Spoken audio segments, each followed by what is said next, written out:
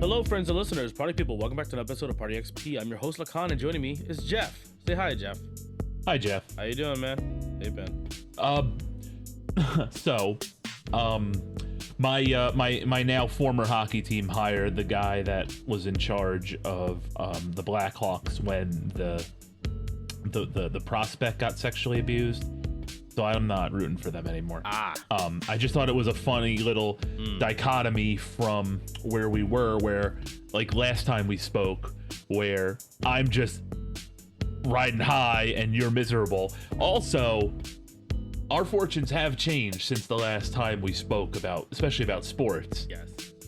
Because you have a new player coming to your team. Yeah, we had the clearly most not rigged ever draft selection. Yeah, totally not, part of the WWE that is the NBA, actually. Right. The quid pro quo for keeping the Lakers relevant for another 15 years. Yeah, especially once LeBum gets out of the damn league in a year or two. Yeah. LeBron James. Yeah. Cooper Flag. Raise your flags, boys. He's coming to Dallas. He looks like he can just slot straight into our team right off the bat. We still got some questions at the guard positions. Specifically, who the hell we're going to use or who we're going to get until we get Kyrie back. Right. And who's shooting guard is like, are we starting with Clay? Christie getting up there in time too? You know what I mean? So it's like, we got some options, obviously. We just got to figure those things out, basically. But it's been a pretty funny last couple of weeks where, again, totally not rigged. Right. Clearly, totally not a plan between Nico and Silver. Yeah. Definitely not. Like I said, definitely not quid pro quo for keeping the Lakers relevant. Yeah, but it's like, this makes. I understand why people are saying it's all rigged and it's a scam and all of this stuff. But if it's rigged in my favor, I'm not gonna complain. So I will gladly take it. As somebody that has had draft lotteries not go his way, I guess for the better, because like I'd be pissed off if I got the generational talent on the Ducks and then they hired the guy that facilitated the sexual abuser, and then I'd be like, well, fuck him and fuck you. Yeah, that's not great. I'd rather them just have the Swedish guys and give them up. But in any case, I just thought that was funny to bring up just because of the way we left last time we spoke. And then now here we are like 2 weeks later and riding high. Our fortunes have changed. Riding high. Raise the flag. Well, I'm happy for you because you were kind of miserable there for a while, and it's no fun to do a podcast with a miserable person. A little bit. Not that you're feeling much better, like physically right now, but the last couple of days have been a little bit rough. I've been kind of dealing with basically just a completely fucked up sleep schedule from PAX. Yeah. So we last weekend I got the chance to go again for the fourth year now to PAX with Tim and myself, and our friend Jack came along this time as well. Same guy who came with us last year. But yeah, that was a good time. The Penny Arcade Expo, aka PAX East, at the Boston Convention Center. Again, 4 years in a row now. It's been good. It's been fun so far. Every year has been a really good time. Yeah, I was running super low on sleep even the first day because once again I couldn't get to sleep before getting on the road. So got like an hour and a half, 2 hours of sleep. Right, had to try to just lay in bed. Also, fucking Tim, I literally said in like me, Tim, and Jack in our group chat, right, specifically just for PAX, right. And I'm like, cool. Okay, here's the time I'm probably gonna be leaving for Jack. Here's the time we're gonna be at your place, Tim, most likely. Cool. Okay, I'll see you in a couple hours. I go into bed.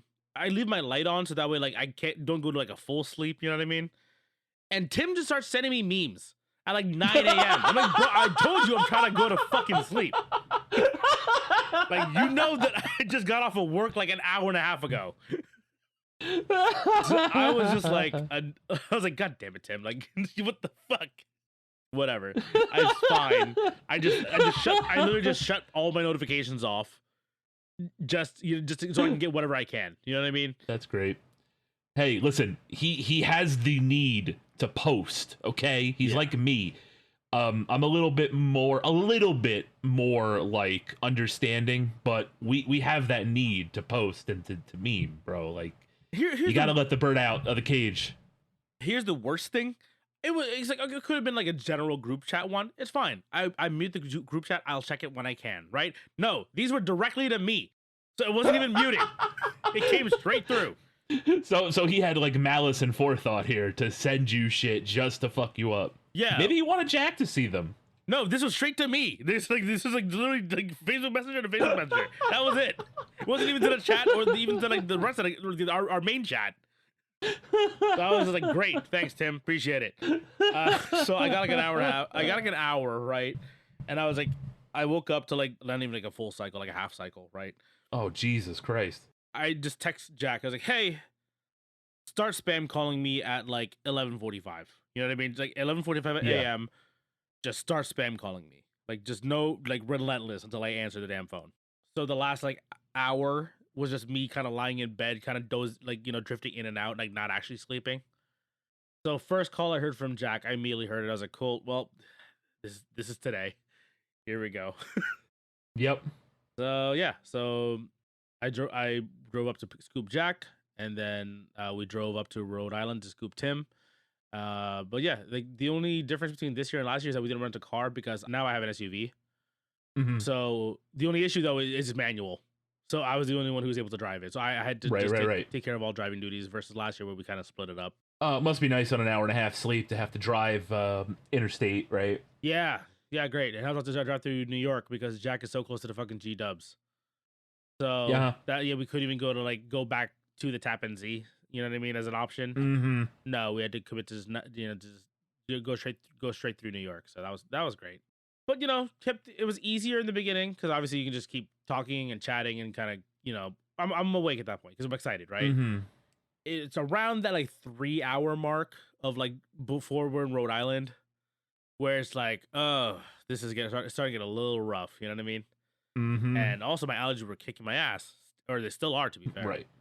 So my eyes started itching like on the road, and I'm like, I want to scratch, but I know if I do, like, the more it'll itch. So I had to like wait until we got to like a rest area, and just like squirt my eyes with just like all the saline solution, everything that I had. Right. So yeah, that was fun. And then we got to Tim, and then we realized Tim's place actually from the hotel is only like 40 minutes, so it was actually pretty close. So we were nice. So wow, yeah, that's. So it was easy to get to the hotel. We dropped off our stuff, and I was like, okay, I got like a little bit left in me in the tank. You know what I mean? So I was like, let's grab dinner. We're up here. We gotta grab something local. We went to we ordered from a place called Boston Tavern. It was like a mile, not even like a mile away. Really good. Like again, like everything we ate in Boston was pretty fucking solid. I had a shepherd's pie and some clam chowder. That was the beginning of it. Oh my god! There. How much clam chowder did you eat this weekend? I'm gonna go with like. I probably ate like a gallon of clam chowder at this point. Yeah, it's good though. Yeah, it's so good. Oh, it's so good. Like this place, clam chowder was fine. It was good, yeah. But it wasn't the best one that I've ever had. But the shepherd's pie, fucking bomb. I actually I couldn't finish. It was so fucking dense. I actually ended up eating like over the next 2 days. It's like breakfast basically. Yeah, we're New England clam chowder guys here, right? We're not Manhattan clam chowder guys. Yeah, I prefer New England. I will eat Manhattan. I enjoy both. But I highly prefer the New England style. Yeah, no, I am a big creamy. I like creamy soups. No homo. Can I say that still in 2025? Yeah, why not? Whatever. You enjoy yourself a creamy soup, as do I. Yeah. Also, like lobster bisque kind of slaps super hard too. Yo, especially lobster bisque up in New England. Yeah, like, it's the best. Like, there's nothing like it, dude. It's so good. But yeah, this is like the short recap of like the day right before we get into the game topic, right? So like day one, we left the hotel a little bit earlier than last year. We rolled up around like 9:50. We got there before the doors. Technically, we got to the parking lot before or as the doors are opening. Yeah, around then, like because it still took us like 10 minutes to actually park, right? Walk into the building, and like, people were already on the floor, right? So we got in like we got into the building a little bit after 10. We go through like the side entrance, gets to the main floor very quickly. We can kind of cut through the front, cut through to the front relatively fast as well too, because we're off to the sides, right, of the convention hall. The floor was definitely more full than last year. I think I mentioned it before I mentioned it last year, right, where it seemed quieter and like less busy, and that's because I think a lot of the bigger companies had kind of pulled out because they were waiting on Nintendo to do something. Or they didn't have anything to show off because last year was a bit of a rough year in terms of the gaming industry, right? We've acknowledged this before. Yeah. This year, definitely more full. Not as many of like the crazy big booths like the Intel one, which took like the span of like 3 booths kind of thing, but Lenovo, Alienware had like pretty big booths that took up like 2 smaller booth size kind of thing. You know, the Larian Studios was there, like the Magic the Gathering, like Wizard of the Coast was there. They had a pretty big area. Pokemon always has like 2 decently sized areas as well. In general, the floor in regards to like how many booths and exhibitors were there, more than last year. At least from what I recall. Especially like the gaming, like the tabletop section. They actually on the map they actually had like their own section broken down. Before it was kind of just like, oh, this is just tabletop stuff. You know what I mean? But no, they there's a lot going on this year. The relief, Yeah, I think. I think last year was a bit of an anomaly just because everyone was kind of holding their breath about the Nintendo stuff. Right. And again, rough year with everything going on for the rest of the industry. Rough year. Yeah, so we spent most of the first day kind of like grouped up, right? Like we us to kind of like taking our first couple laps, trying to like learn where's what, where are the things we want to try out, try to figure out where they are, and see we had like just figure out locations because even though we looked at the map, it's always like once you get it, you get a little bit disoriented, right? And then we started splitting up for like small demos or shopping. We tried to hop online for like the merch booth, like the PAX merch booth. Is there specifically something that like I will buy or Tim will always buy? They always sell like these like PAX designed like insulated mugs or cups. That's cool. I've been buying those for every year that I've been there so far. So I like the designs of them. They're useful. You know what I mean? But yeah, the lines were kind of long. And Tim at one point actually like halfway through the day, right after we'd done like a couple hours in, Tim was like, I'm just gonna commit. I'm just gonna get to one of the lines, and he like waited in like the upstairs line and then the downstairs line afterwards for like a combined like a little bit over like 2.5 hours. Oh God! And he picked up everything for me, Jack, and himself in one shot. So Tim was the MVP for the first day, like just committing, getting our shopping done. You know what I mean? And then that night after we got out of the convention, grabbed food at a Yankee Lobster Factory. So this place we missed out on last year because we ordered food, like we picked it up, we drove 40 minutes back to our hotel. We realized they forgot 2 orders of clam chowder. And Tim got his, me and Jack didn't get ours. So Tim was like, you want a bite to see how it is? And me and Jack were like, hopefully it's bad so we don't care too much about it. You know what I mean? And it was like the best chowder we ever had. It was like, God, of course, damn it. Of course it is. So it was really good. Jack and I were bummed out. So this year we made sure we're going to go there. We're going to eat there. You know what I mean? So there's no chance of getting fucked up kind of thing. I had a crobster roll. Ooh, it was just a pound of crab, pound of lobster, buttered roll. Oh. Yeah. $51. You're talking to me. Expensive. Yeah, I know. Obviously, we're paying for crab and lobster, but God, it was so good. And I was like, it got me a big, the big serving of clam chowder there. Oh, so good, dude. I almost want to buy like a bucket of it just so I could freeze it. You know what I mean? Just kind of and just right and just have chowder at all times. Yeah, yeah. We went back to the hotel, kind of relaxed at the hotel. Again, I was still kind of like jacked up sleep wise because like even throughout the night, like I got a second wind at like 10 p.m. because that's when my body's waking up. You know what I mean? Yeah. So, yeah. And I was like, I just got to try to go back to sleep. So like, I went to sleep. I woke up at like 3, and I was like kind of in and out from that point on. And I was like, okay, this is gonna be a rough day, but it was good though. It was fun because you're hyped, your adrenaline's kind of going because you're at a convention, you're excited. You know what I mean? So it wasn't that bad. Day 2, we rolled in a little bit later, not as late as last year. Last year we super slow rolled it. We rolled it at like noon last year, almost 1. Because we're like because last year we also got to try a lot more stuff out, like in the first day. This year's first day, just I get not well planned on my end in terms of like what lines I want to commit to, and you know what I mean, and like as I was looking for demos and stuff like that.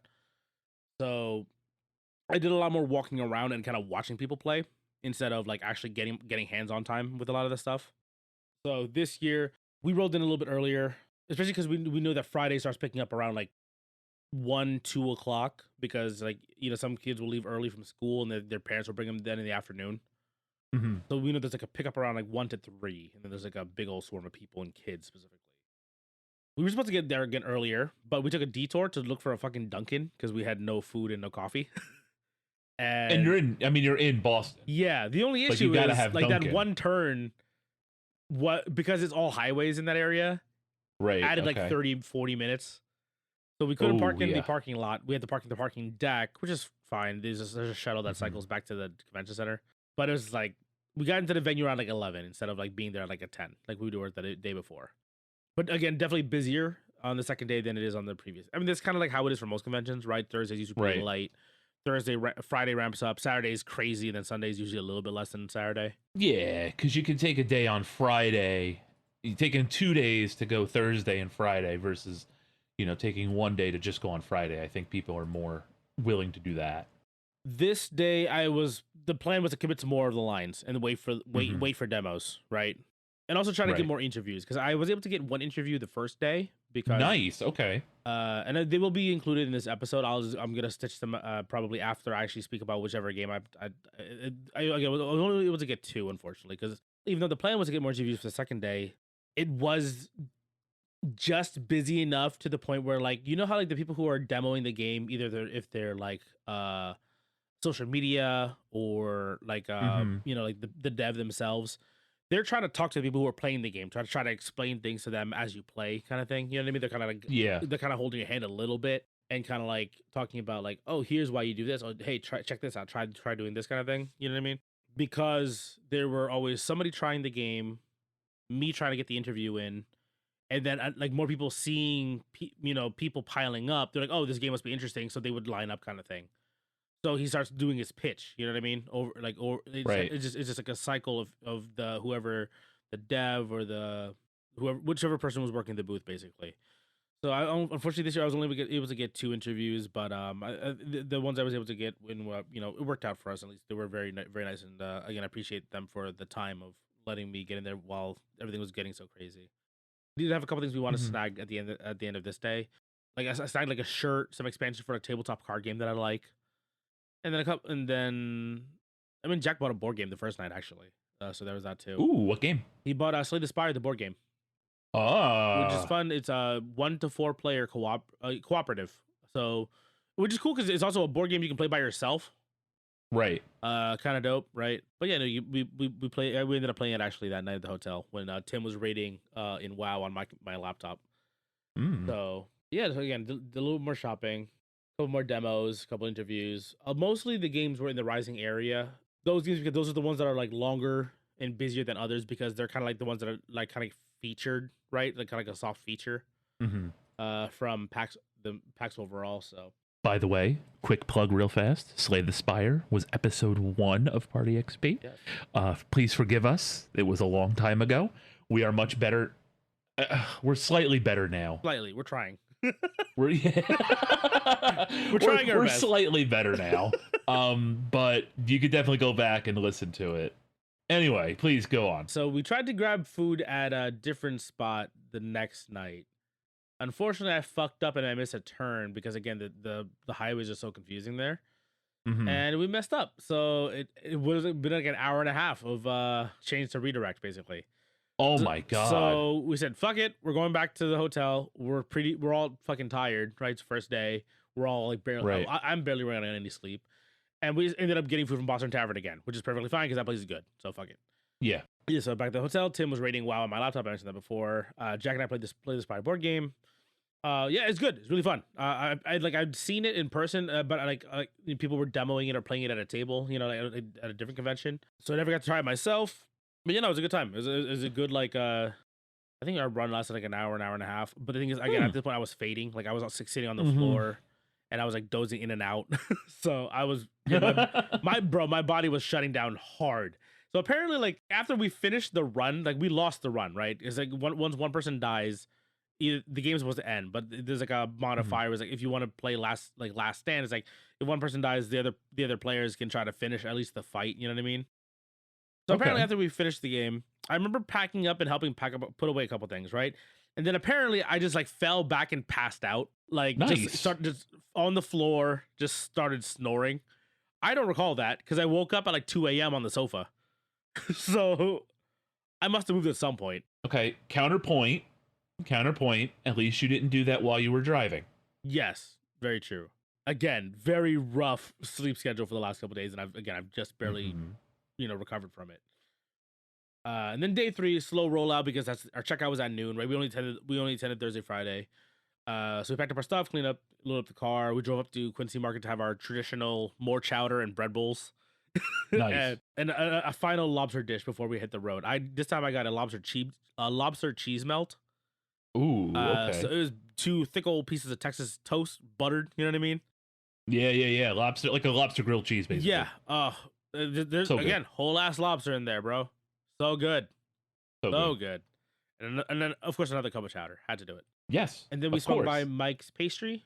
You know, they're like a famous bakery up there. Basically, they do like mostly like they do like Boston cream donuts, bear claws, lobster tails, cannolis. The big thing, right? Everyone goes there for the cannolis. Oh, okay. Yeah, I always bring a box home because I'll have 3, and then my parents will have the rest. Like they just Right. eat all of them. I'm like, okay, I guess you guys like cannolis. So I always commit to buying a box. You know what I mean? And then we also swung by James Hook, which is like right near the bridge near the Boston Harbor, like Okay. near the little museum there of like the Boston Tea Party. So I can take home some more lobster rolls for the fam. They do like the main style with the cold style with like mayo. They also do like the Canadian style with just like butter. They do both, but I got the cold ones obviously because I have to put them in a cooler box and they have to last the whole drive home. But yeah, that was basically it. I got home at a reasonable time this year compared to last year. I got home around like 9:30 p.m. That's okay. You know what I mean? Like last year, like me and Tim were like we got home at like 10:30, 11 last year, and I was like, ugh, like I was dying. At that point, I was so ready. To pass out. But yeah, like I got home, I like did unpack. I just like showered and just flopped into bed. And I was done. I was like my body was just confused and tired, so I was like, I'm just gonna shut it down. Right. And now we are here today. And again, you can still probably hear my voice. I'm still pretty tired, but I'm excited to talk about some stuff here now. Now that I've gotten my recap and talk about how fun Boston was, basically. So right. Okay, so Jeff, you have Steam up, right? And yes, I do. You got the list, right? We're gonna go through the games not in a particular order. I'm gonna say that. I'm gonna try that one more time because I sound like I had a stroke in the middle of it. We're gonna talk about the games in a not particular order. I don't even. Is that English right? I can't eat English fucking right now. Holy shit. We're just gonna talk about the games in the order you put them in. Yes. Yeah. Not in the game in order that I tried them out at or the way whatever time I saw them kind of thing. Right. It's just whatever kind of like popped into my head immediately. And I also have like the stack of like business cards still. Right. And then like what they kind of like a quick explanation of what they are, how they how they played, and also if they're available on stuff and when they're coming out, hopefully. So the first game I got on the list here, Jeff, you want to look that up on Steam if you want to have it on your side monitor. Be My Horde. Yeah, I'm here. Developed and published by Polished Games. So it looks like polished, but actually a lot of the games this year that we played were from the Polish booth. Like Poland has a very large indie game scene and like game dev scene. So like they had a bunch of games there for demo, and yeah, we spent a lot of time there actually. Like I played like 4 or 5 games from this booth basically. So the game is Be My Horde. It's a survivor like. So Vampire Survivors, Hollow Cure, the Deep Rock Galactic Survivor game. So one stick auto shooter for the most part basically, right? So you play as a hot necromancer lady. You kill villagers, warriors, knights, mages, and more. Revive them as your minions, and they form like an army that follows you around and protects you. I'm sure if you're watching the video, right, you see like basically you're basically like a walking doom cloud with revived enemies basically. Typical same as other like survivor likes where you have like run upgrades to your character along with base upgrades ranging from like more damage to reviving more units at a time or even auto reviving units. You can get really strategic on like where you revive the dead units in your horde. So say like you have a couple of knights on the ground available to you, right? But you don't have a lot of units on the north side of your character. You move below those like corpses, you know what I mean, like south of them, revive them, and they'll revive north of you, covering up that space. So it's a little bit of a controlling of like where you want to revive the units kind of thing, right? And then it's almost kind of like an auto battler where they'll go around and fight stuff as you walk around the map, basically. I didn't get very far in the demo. Not a lot of love in my build, and like not a lot of luck. I didn't build quickly enough, basically, so I got swarmed super hard. Tim and Jack did better than me, and they made fun of me. So that was great. Yeah, the king of roguelikes gets fucking bodied. But yeah, so like I mean, this game is really fun. I like survivor likes. This game's already out on Steam Early Access. No demo available, but the game's only like what, $5 I think it is. It's $5. Yeah, there you go. So console release hopefully coming out in October this year, along with the full release of the game. Because again, they're still currently in early access. So hopefully October out on everything, and then mobile afterwards. That's what he said to me. I will have I will have an interview going in now. Say the name of the game and the name of the studio and a short explanation of what the game is. Yeah, so the game is called Be My Horde from Polish Games. We are available on Steam right now in early access, and the game is a variation of Vampire Survivors genre, but with a twist. The difference is that in our game you don't fight, your army is doing for you because you are the necromancer. And the main rule is that every enemy you kill, you can resurrect and they will fight for you. So the army can grow pretty big. Any games that specifically inspired this game? Yes, one of those is Right Click to Necromance. It was a game that went viral like 5 years ago, and it was a game jam game that took like 24 hours. But after that, no game like used this idea. So we decided we have to do this. Okay, very good. So this was the main inspiration, and of course Vampire Survivors, the second one. And do you have a consoles it is going to be releasing on and a prospective release date? Yeah, we were planning the console versions of the game to be released during the full release, which will be at probably on October later this year. So there will be more levels, more units, more abilities available, and we are planning to release the game on PlayStation and Xbox, and probably on Switch, and maybe later on mobile, but we're not sure yet. Okay, cool. Thank you very much. Appreciate it. Thank you. Thank you. Yeah, that was the first game, Be My Horde. Again, not the first game that I played, but the first game that kind of came up on, came top to mind, basically. Right. But yeah, very cool. Very fun game. Because there's tits. Well, yeah. And also, like, I like the change in not having weapons in a survivor like. You know what I mean? Where, like, the gameplay is actually surprisingly different because of the fact that it's not like a auto-firing type of thing. You know what I mean? And also, there's going to be more characters as well, and this is not just gonna be the one hot necromancer lady. Oh, okay. So they have other characters coming in later as well, and a bunch of other like updates and upgrades. So, yeah, I'm looking forward to this one coming out later this year. I already picked it up though, early access, because I had it on my Steam Deck right off the bat. Let's see. Next one that I have on the list here is a game called Fresh Tracks, developed and published by Buffalo. It is a rhythm roguelite Nordic influenced game. A lot of things to get through there. Yeah. It's an on-rail skiing rhythm game where you slash stuff and slide like lanes, like Rift of the Necrodancer style, right? You move left and right on different rows and kill enemies and like dodge obstacles, basically. This is okay, so it's Beat Saber on rail, like an on-rail Beat Saber. Instead of the things coming to you, you go to the obstacles. Sayonara Wild Hearts has a similar idea as well too, I think. Okay. Like where it's like it feels like you're always kind of in movement, right? I didn't get to try this demo because the line was crazy long all the time for this game. I mean, to be fair, the soundtrack's was pretty pumping, so they because it looks sick. That's why it's and that's what I'm saying. That's what I'm trying to say. Like it looks sick. That's why everybody wants to play it. So I just like sat right next to the screen and like watched the gameplay and judged the person playing who didn't have a singular rhythmic bone in their body. Yeah, I'm gonna judge. I don't care. Fuck you. Yeah, this guy just could not get anything on. I was like, okay, fine, just whatever, it's fine. I just had to like just come on, Whitey, let's go. Just bite my tongue, you know what I mean? Just like, oh, come on, man, hit the button. It's not that hard.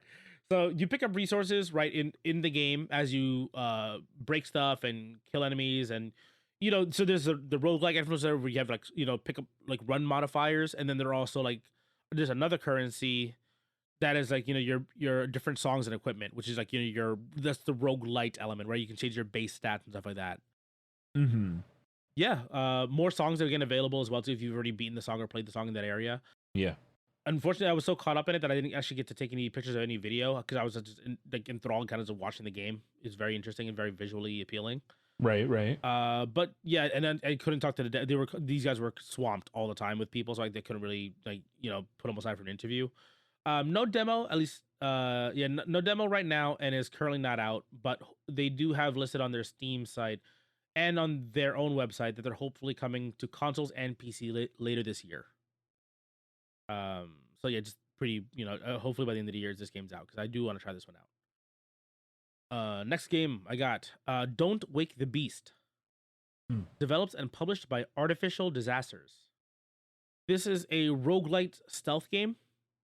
You make your way through procedurally generated dungeons. Has a decent amount of stealth mechanics, sound, cone vision, kind of like the cone vision from like the Madden 2008 game kind of thing. Yeah. Grappling hook to hang above enemies or move quickly, like to pull yourself across like holes and traverse quickly, but it makes a lot of noise, right? You'll see in the video on Steam where like if you're making sound, it'll have those sound waves emanating from you. So yeah, like there's also like bullet hell mechanics from some enemies if you get in trouble there, so you have to like learn how to dodge and avoid stuff. Gather treasure, explore more into the dungeons to hopefully reach the dragon's den and make your escape. You die, you lose everything. Yep. So high risk, high reward type of game, right? Kind of an extraction version of like a roguelite. I'm really curious about this game. Again, line was super long. I did get to try this for a little bit. I played. There wasn't like a hard demo or anything, but like if you died early, they'll let's try again. If your run goes long but you're playing slowly, they'll be like, hey, we gotta kind of keep it moving, right? Right. I was in the second camp where I was kind of playing it safe, but like kind of like because I was trying to mess with everything. You know what I mean? Reminds me a little bit of Raw Metal, which I talked about last year. It's like that like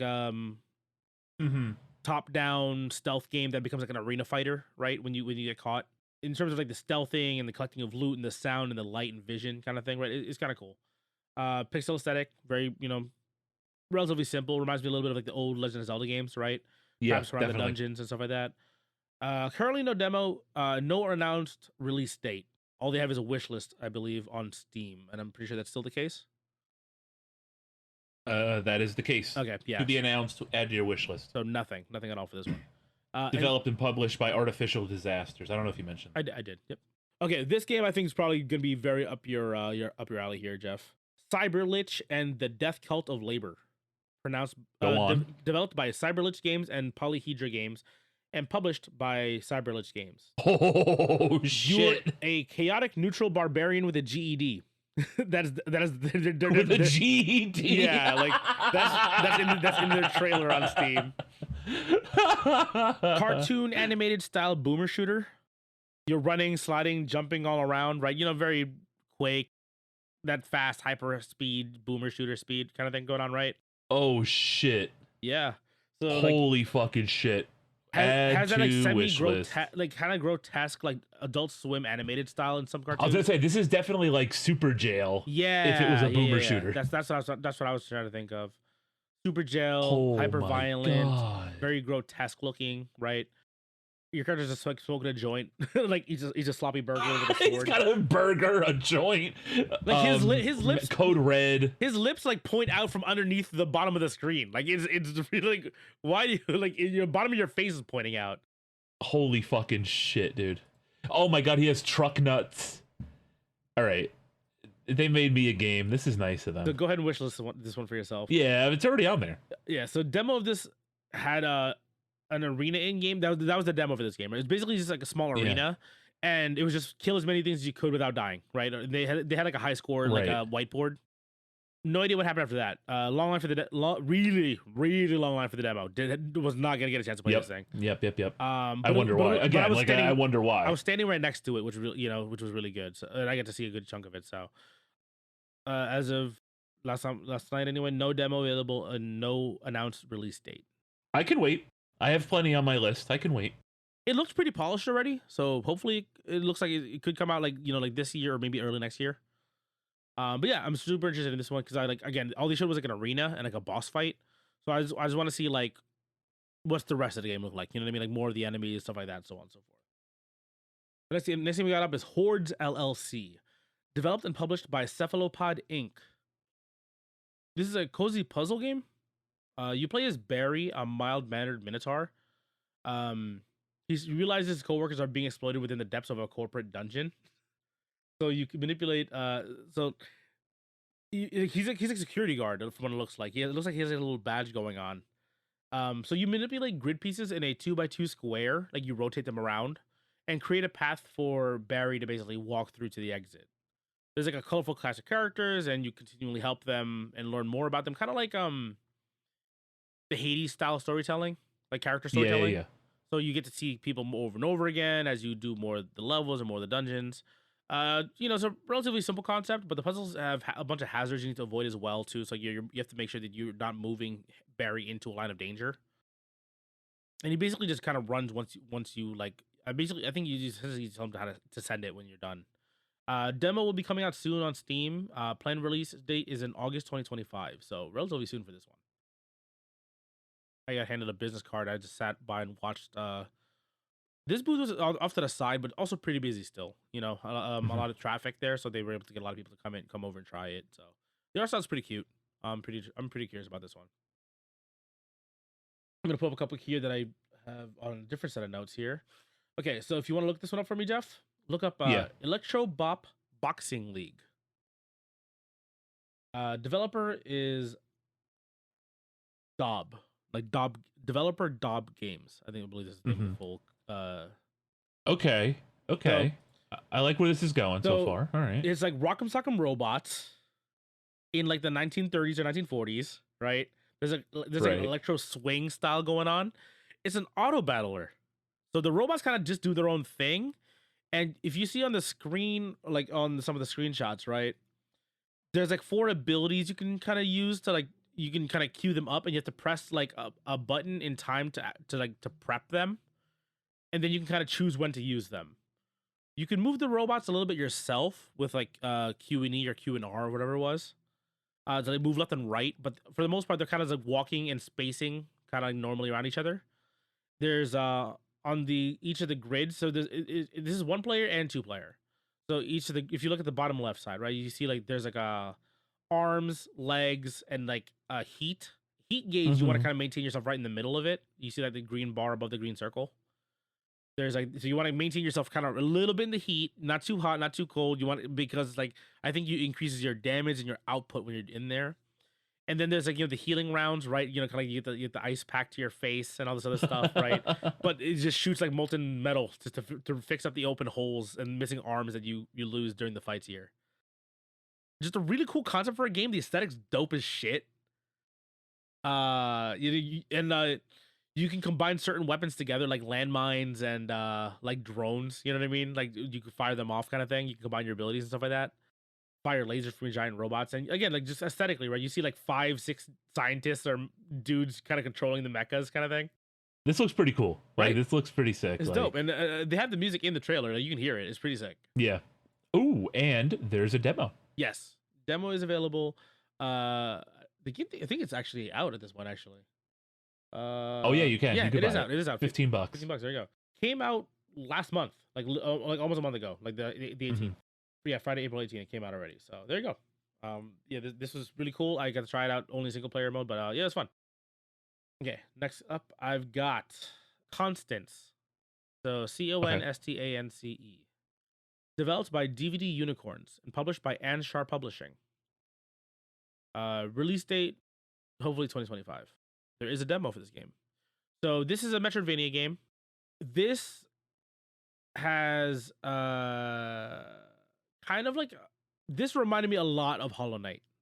Like a lot of Hollow Knight. Yes, definitely. The art style is this really pretty kind of like, I don't know what it is. It's like a not a chibi sketch, you know what I mean? But it's a little, they draw the character. It's kind of like, it's sharp lines, right? It's like a little sharp character, very well designed character, very clear character design.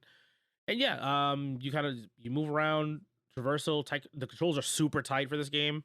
There's like it's difficult enough, at least in the demo, at least that I was able to play through a little bit. It was like the closest thing that I've gotten to play Hollow Knight without being Hollow Knight. You know what I mean? Like, it felt very, very close.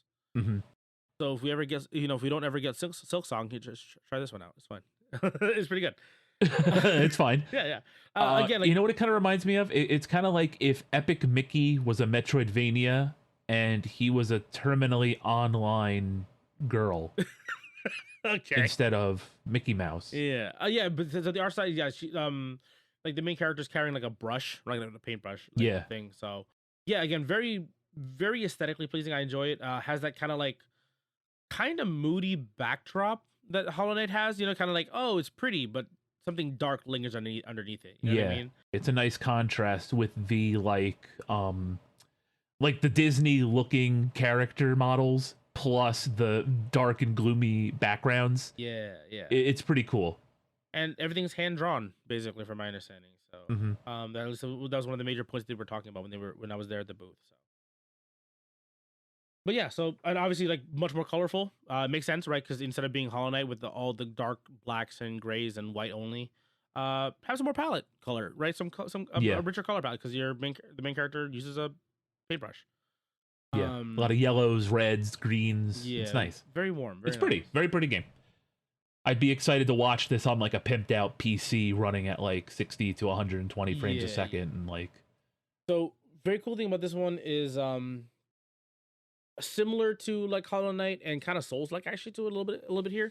So if you die, you can respawn at your last save room or revive in the current room that you died in with your health capped at 60%.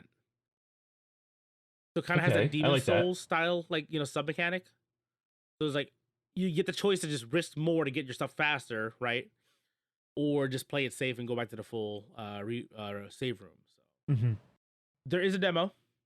And nice. Yeah, and release date hopefully this year. They actually changed it. Q4 2025. And I got one more here on my side notes. I think this is actually going to be really interesting for you. Look up Gigasword. Gigasword. Okay, I like where this is going so far. So, side project, solo developer. Oh, buddy, give me this shit. Yeah. All right. Downloading demo, adding to wish list. All right. Tell the people. So yeah, Gigasword is a side project by a solo dev, basically over a couple of years. The game is developed by a studio hybrid and published by Akapara Games, and release date is hopefully in 2025. There is a demo. Yeah, again, this like kind of classic pixel art style, right, to it, obviously. But again, solo dev looks really. This is another game I couldn't get a chance to even get onto just because there were constant people here. But it's cool. There's a lot of mechanics from what it looks like in terms of like how the sword reacts to the world, and how they use it as a tool, as a weapon. Right, you jump on enemies because it's a giant sword, so why not? You use it to weigh down as like almost a key to unlock certain gates. There's like a Legend of Zelda-esque, fire a force swing out of it kind of thing. You know what I mean? The demo's pretty long too, because at one point I was trying to wait just to see if I can get, you know what I mean? Because I was like, I want to try this, even though the wait's gonna be long. And I sat there for a while and I was like, damn, this demo is like long. This is a long demo. He's letting people get a good hold on this game. Yeah. This looks so sick. The game that, if you look at the Steam page, the frame that sold me on it immediately is the fourth one with the boss. Yeah. The Varric the Alchemist fight. Like that just like I saw that and I'm like, all right, I'm in. I'm good. There's a lot of movement options in this game too, even though the guy's carrying a gigantic berserk sword. There's a grappling hook that shows up at some point in the game to move around. Kind of like how Spectre Knight was, where you kind of dash in a diagonal. Do you remember that? Where it dashed in a fixed diagonal angle. He had taken inspiration from two games specifically that he mentioned here in a different article that I was looking at. Specifically Zelda and Metroid. And surprisingly, like the 2D Zelda. Like the 2D side scrollers. Yeah, the one that people didn't like. But even if I didn't get a chance to play, it looks really interesting. And I'm probably gonna enjoy this once it finally comes out. Again, hopefully coming out this year. On this thing coming. Oh, they have is coming soon. Okay, so there you go. But it is wishlisted on my end. There is a demo available, so if that seems kind of up your alley, go ahead and give this one a try. Yeah. Cool. Get back to my main notes now. These are my side. Next game. Arms of God. Okay. Developed and published by Dark J Studio. Go ahead and pull that one up for me. So this is another auto shooter / survivor like.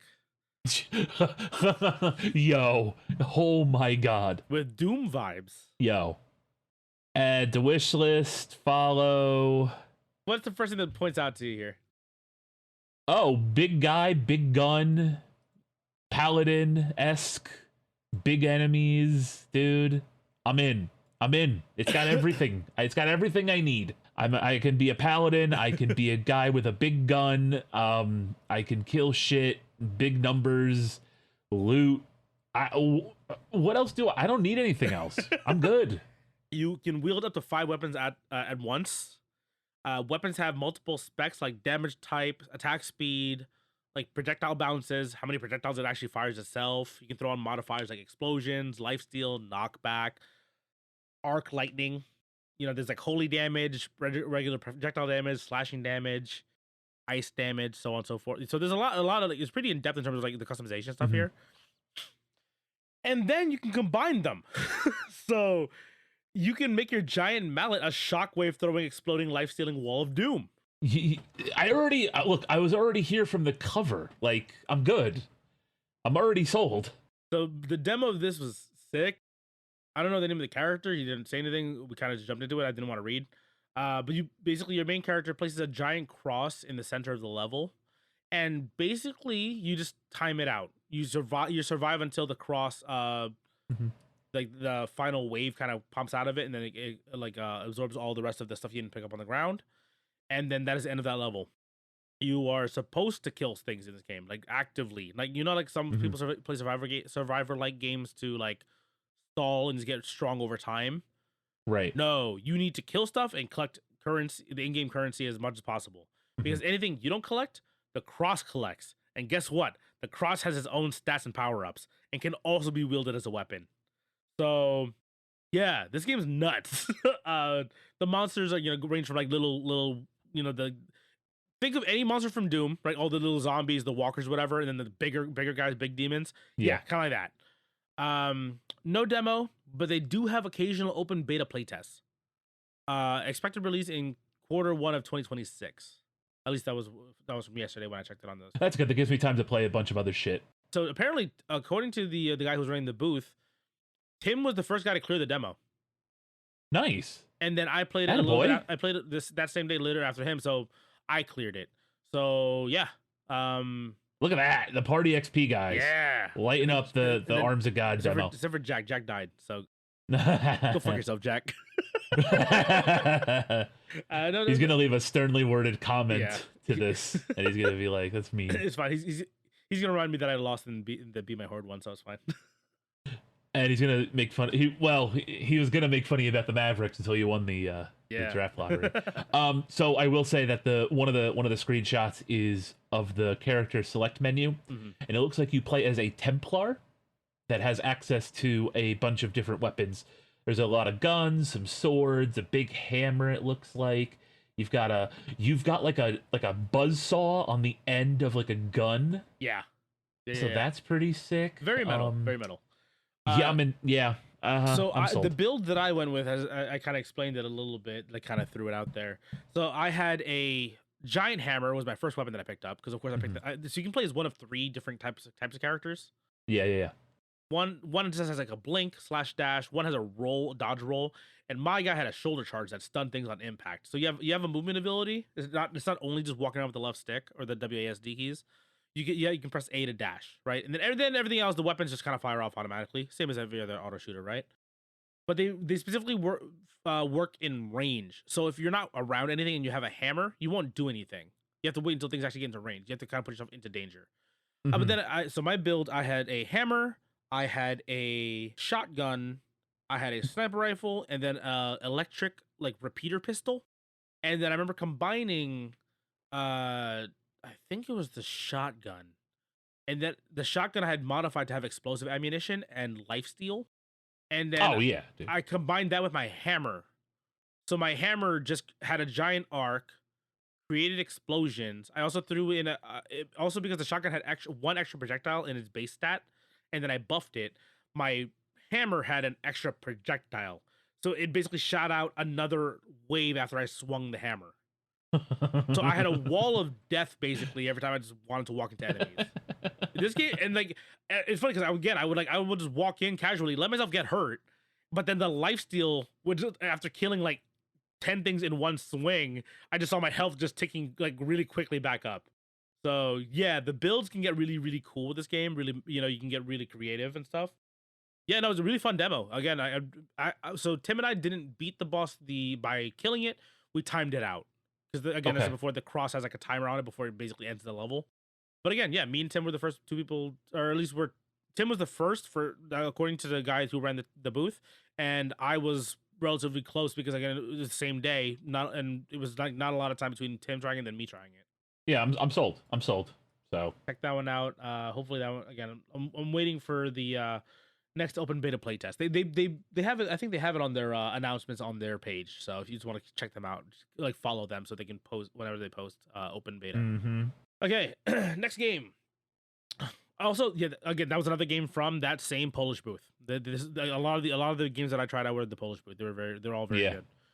Next one, Strings Theory, developed and published by Beautiful Bee. So this was cute. This is fun. It's an isometric puzzle game. So you have 1 to 3 units on a board at a time with different powers or ways to interact with the level. Collect a couple orbs, unlock the exit, and then you rush over there to end the level. Simple concept, but the puzzles are really satisfying. The game design, the sound design is really cute. There's a story going on as well too. This was an immediate pick. I actually bought this like after I played the demo. I bought it on my phone immedially. Like I went on Steam on my phone and bought it. I was like, this is absolutely like my type of like right before I pass out kind of games. You know what I mean? Yeah. I can see that. Like in bed on the Steam Deck, just like yeah, perfect.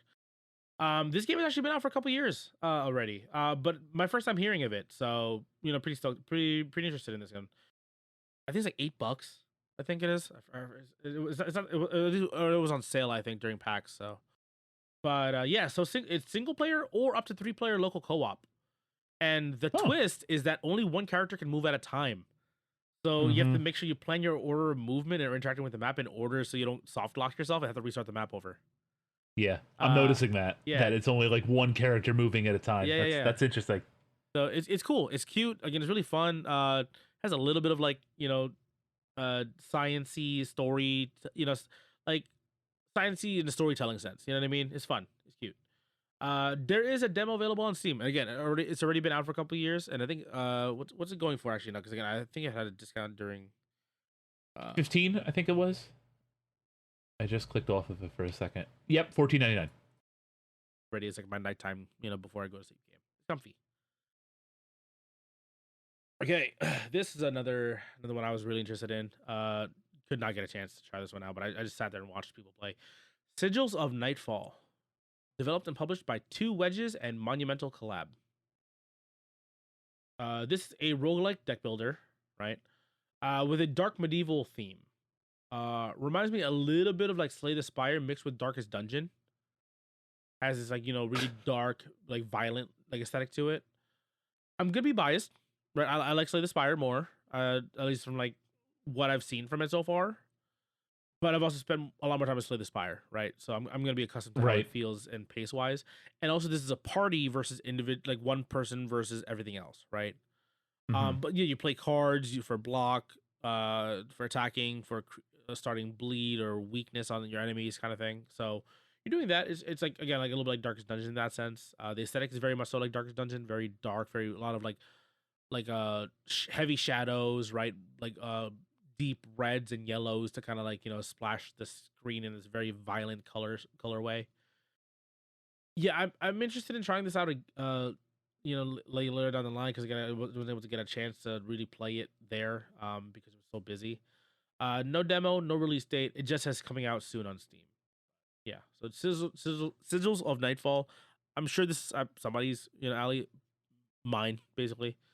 Yeah, I'm really curious about this game. Yeah, I think the art style. It looks like if they hired the guys and girls that made the art for Liquid Death and told them to make Slay the Spire. Yeah. That basically this is what they would come up with. I like the art style, so it's probably going to be worth me checking out because I did like Slay the Spire. I like Balatro, of course, right? Like those deck building roguelike type games. So yeah, especially with the aesthetic that I like too. Yeah. I think it'll be a cool little very edgy pickup. Very violent looking. Yeah. Okay. Next one up, we got Beloved Rapture. This is developed by Rapturous Studio and published by Two Left Thumbs. This is an indie JRPG inspired game, inspired by the classics of the genre. The demo was a relatively short section of the game.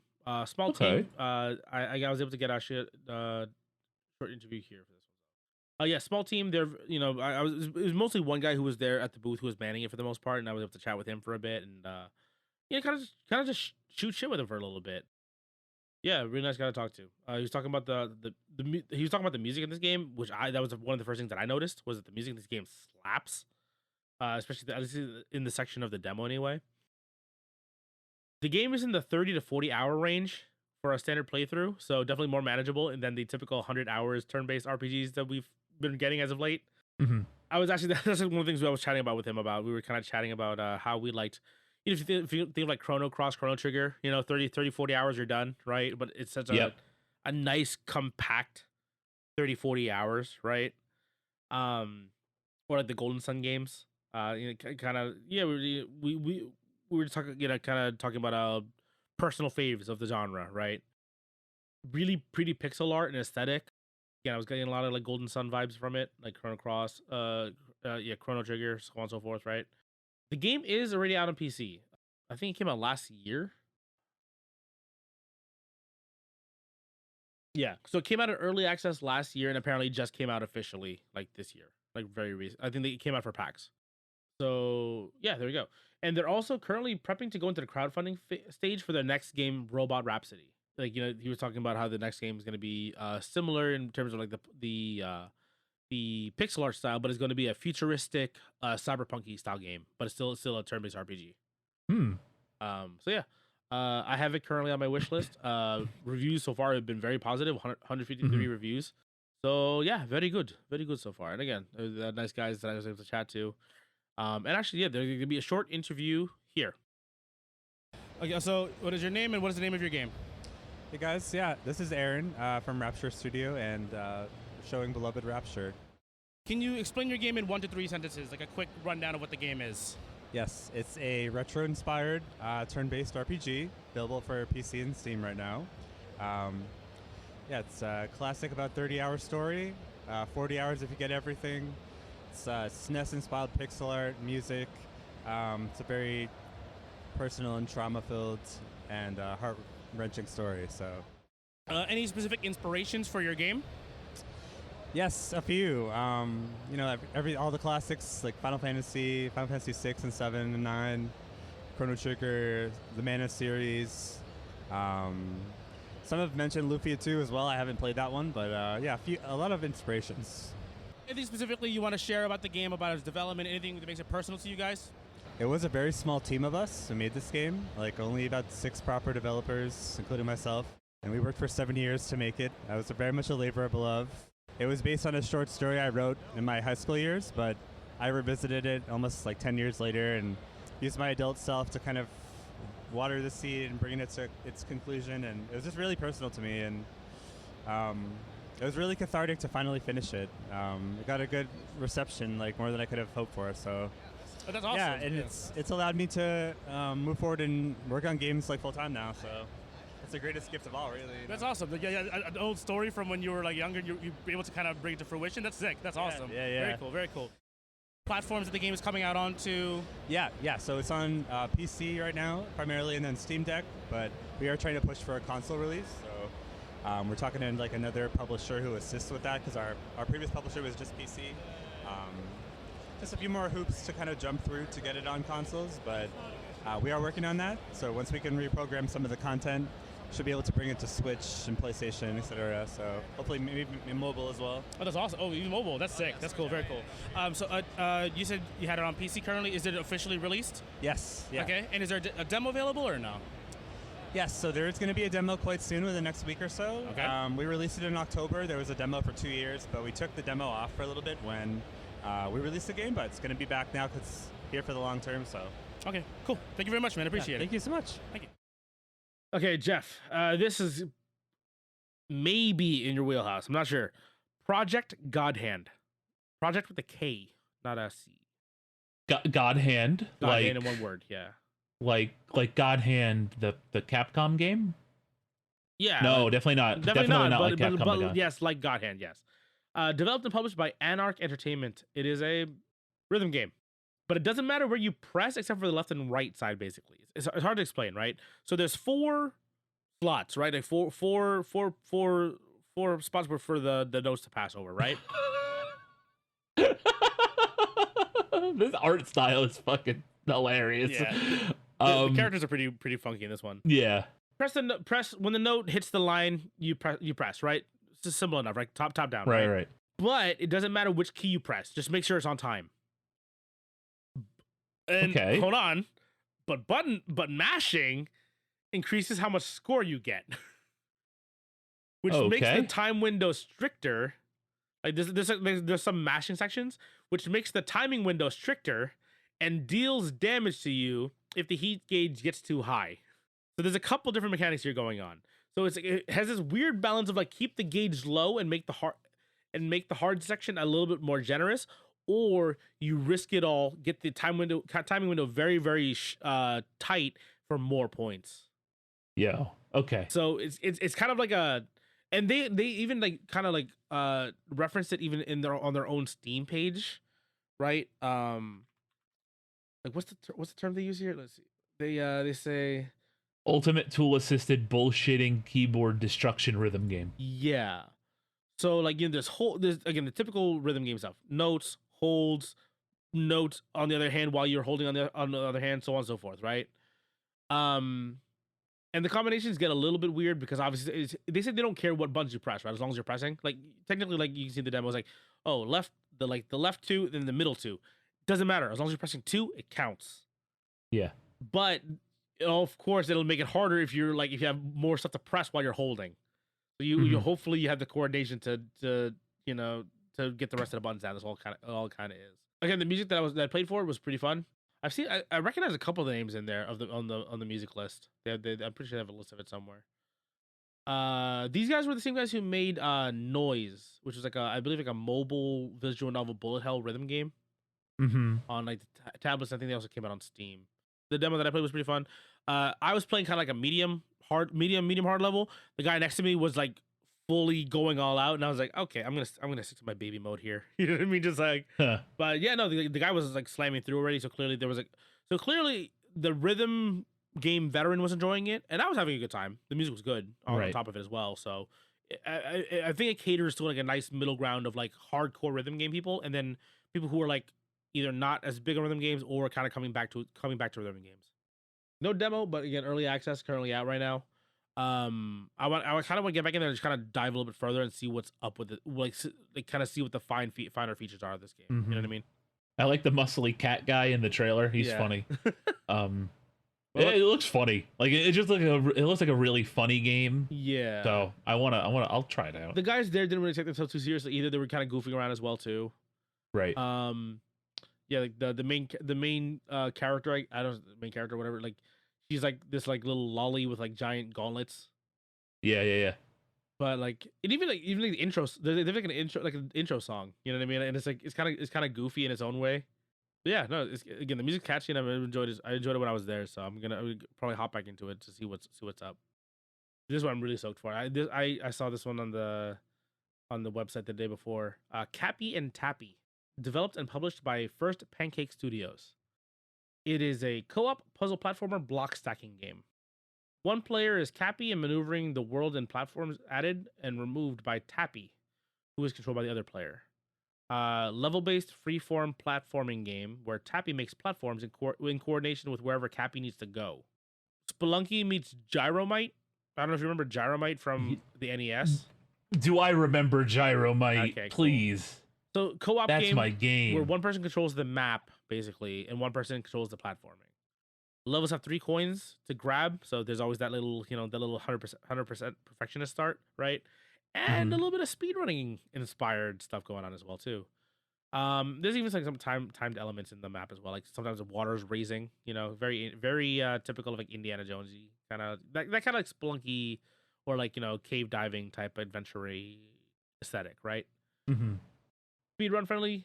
You can grab onto these little grapple points on the map on some of the pillars, and you can like launch yourself. There's no wall jumping, and you can only hang on those like little golden like posts on the walls. They're very small, but you kind of launch yourself a little further.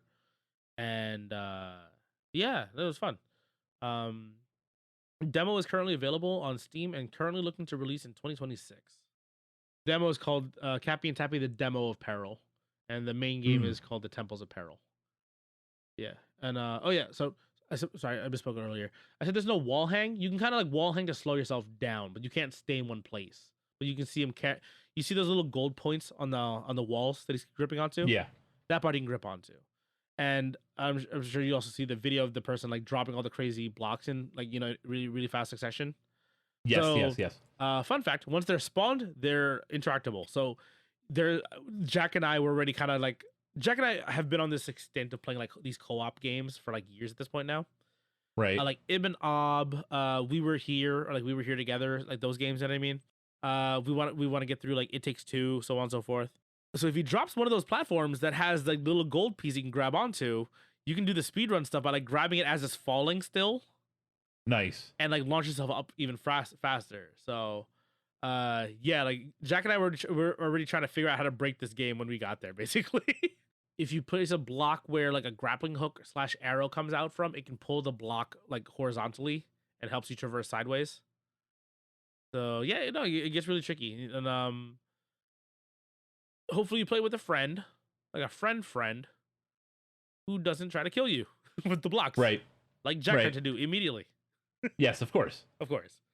But yeah, no, like this looks pretty cool. It reminds me of like just the way the nature of the game is in terms of how it's like one person does the interacting, the other person does the platforming. Reminds me of Keep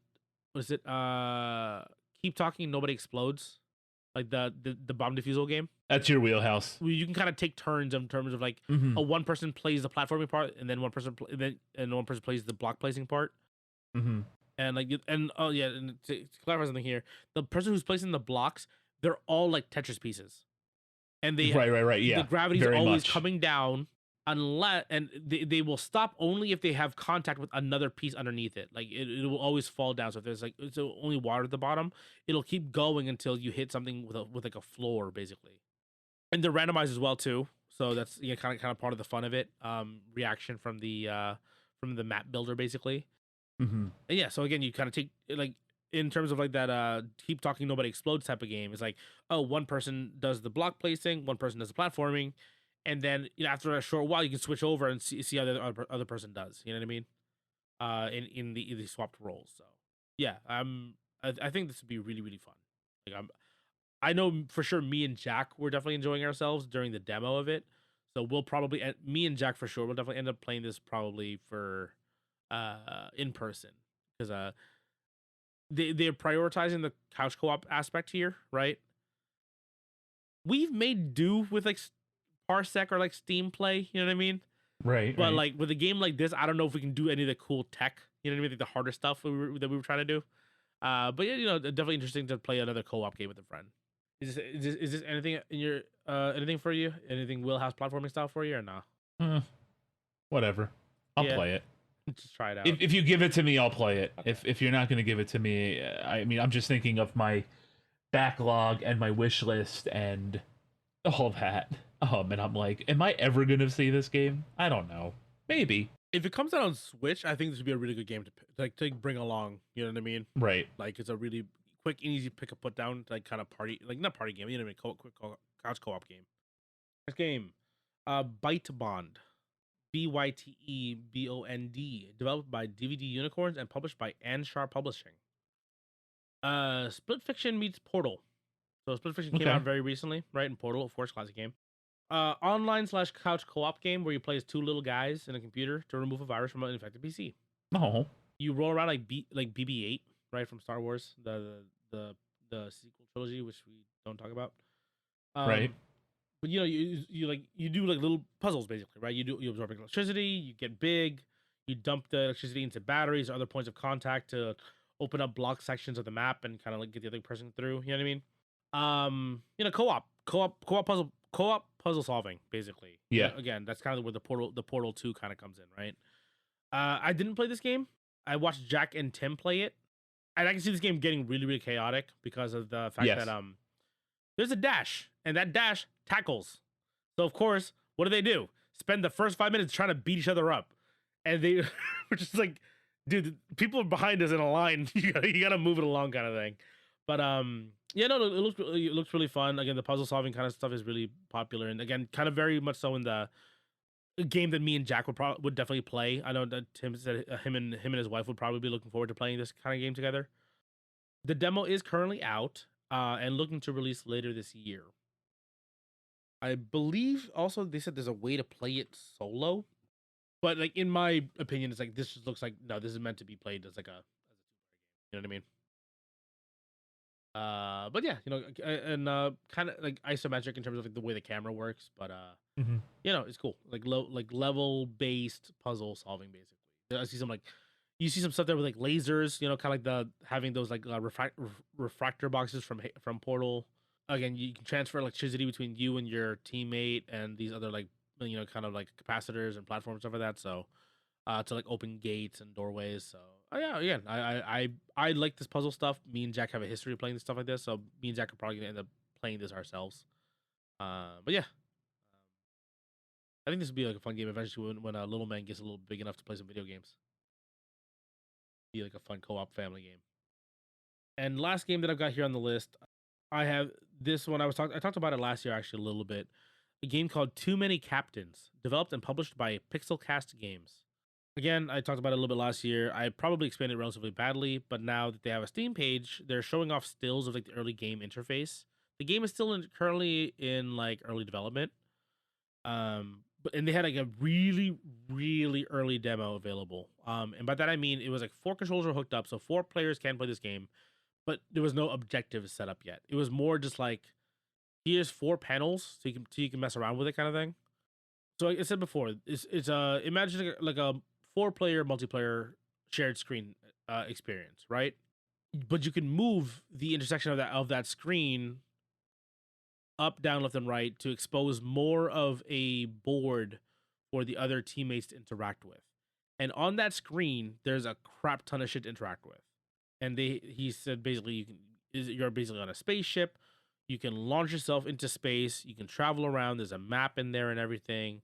Learn how to navigate the area. There's individual NPCs to mess around with, merchants to sell stuff and buy stuff from. Like a crazy number of like switches, keys, wheels, knobs, levers, zippers, I don't know, everything, right? Throttles and maps to touch basically on each individual screen.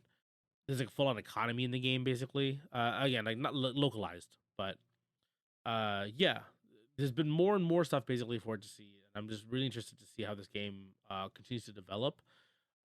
Again, there's no demo, no current announced release date. It's still in early development.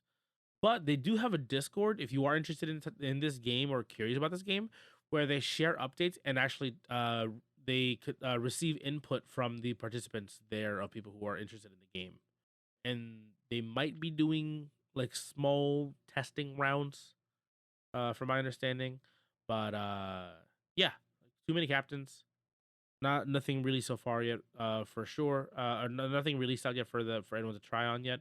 But if you're interested in like that kind of cooperative chaos game, Overcooked, you know what I mean, like that. I'm trying to think of what other, but those types of games, right, where you're playing together with a common goal, but you can kind of get each other's way. I think you would be interested in a game like Too Many Captains. I'm having anxiety just looking at this screenshots. Oh my god. So I actually have a video of it on my camera. So I might maybe we'll share that to the Twitter and the Instagram as well. Yeah. Because yeah, it's really cool just seeing like let me pull up the screen here real quick. So you see on the first image, right? See how that the intersection is kind of like off to the left a little bit, off of center. Yes. Yeah. So again, you see the next image is the fully orange one. They moved the axis all the way down to the bottom left to expose the entire. So it's like a captain, an engineer, a weapons guy, and something else, communications, I think it was, right? So yeah, so there's like all this stuff to touch, and like basically everything here is interactable on every one of these screens. on the green, yeah, on the third still or fourth still, that's the captain's seat. So you can see it. There's like a map on the top left, right. You can toggle like how fast you're going, so on and so forth. On the bottom right is like the weapons. So like you can prep like ammo and missiles and so on, and all this other stuff. And you can also dodge incoming missiles as well too. So yeah, and a big thing that they talked about when they were talking about this game is that they don't want to strictly explain how everything works, because they also want people to just kind of mess around and explore and learn how the game works. You know what I mean? Because the game is meant to be relatively free flowing, and the fun is in the discovery of what things do in this game. But yeah, like again, me, Tim, and Jack were kind of just messing around and just touching stuff basically on all the different screens. And we're already kind of like envisioning it. We traveled a little bit in the game. We didn't get to do any of the major objective or whatever, right? But yeah, like, again, I think they said it's supposed to be kind of like run based as well too. You know, kind of like you want to see how far you get, what you can kind of do in the run. You said before you're already getting anxiety just looking at the screen. Oh yeah. Too much going on. Way too much going on. Yeah, but that's the point. that's why I'm interested. I'm curious. It's kind of that chaos. You know what I mean? But yeah, I think it's, again, just a cool. It's a cool way to interact. You know what I mean? I think this is why I was so interested in it, even from last year. Oh yeah, they even have the roles technically on the store page: the helm, communications, engineering, and weapons. So, but yeah, again, nothing so far. Again, if you are interested in this game and you want like regular updates, check out their Discord. I don't know if I have a link to it anywhere. Maybe they have it on their Instagram or their Twitter or something. Might have something there. Pixelcast Games. Oh yeah, they have their Discord on their Steam page. Perfect. They have all the other sites as well too. Cool. There you go. And yeah, I think that's all I have it on my list. Again, I played a couple more of the things, but like certain things didn't click with me or they weren't my speed or whatever. So again, PAX is a lot. It's very, very busy.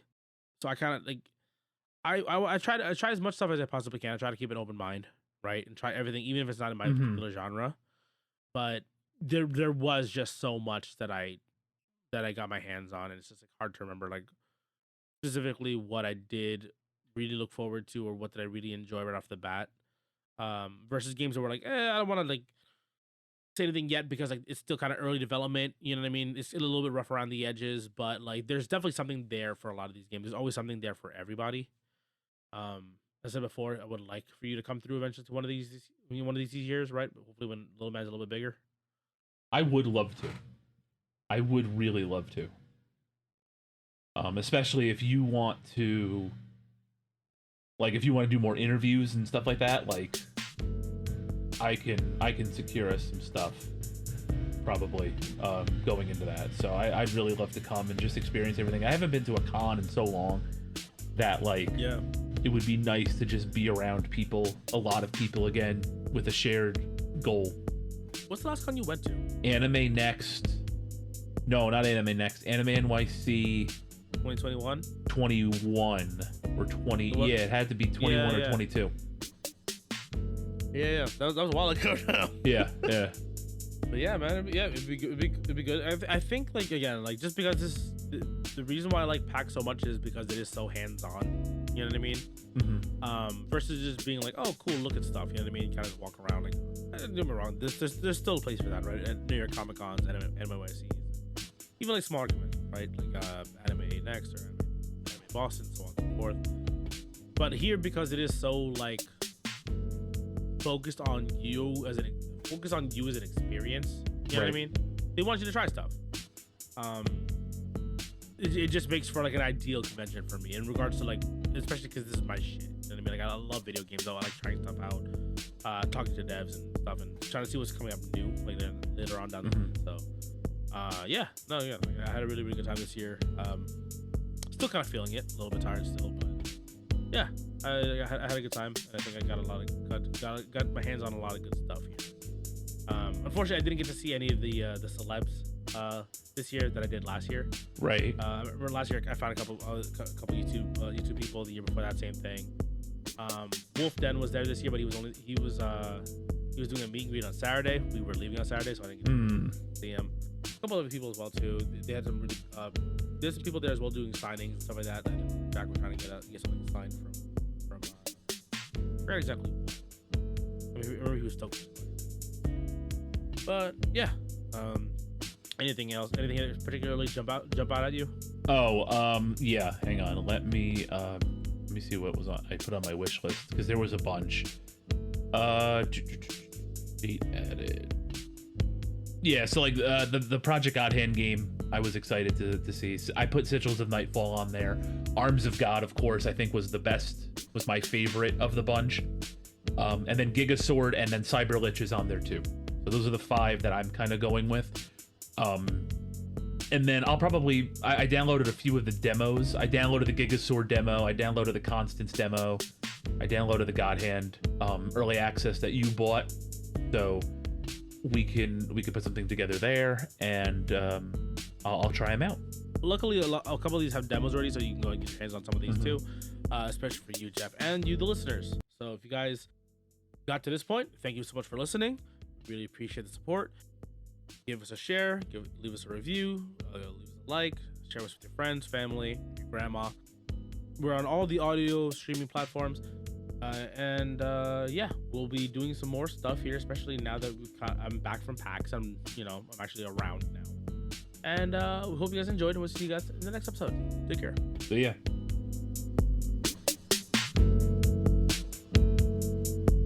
Can we see?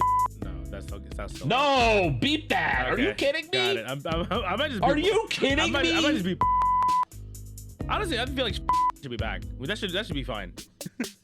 Are you trying to take it back? Are you trying to tell me something? No, I'm trying to say that like I'm cutting this whole section okay. out.